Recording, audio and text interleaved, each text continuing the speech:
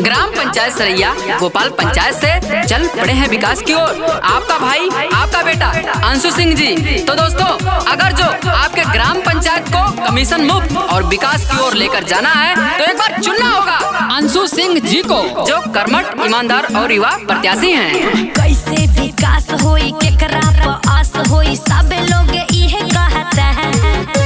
सभी बेरोजगारों और युवा भाइयों का एक ही पसंद अंशु सिंह। होटल बना ली हो, गौवा के गाली हो, दिक्कत भइल रहता है।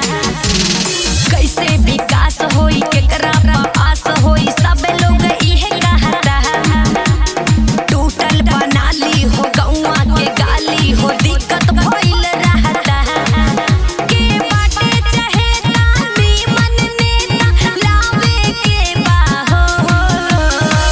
विजयी के झंडा रहबे के बहो बौजी, भैया जी के विजयी बनावे के बहो।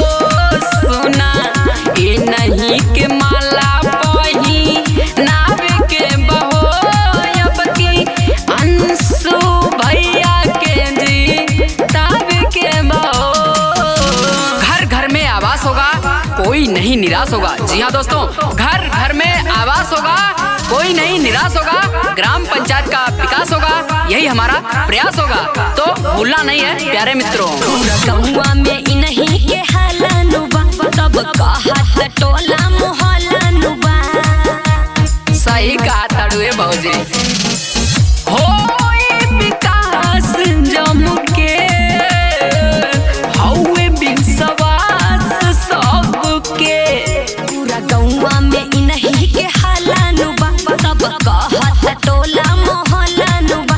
कित गाइल देश चुनाव में किसमें लावे के बाहो।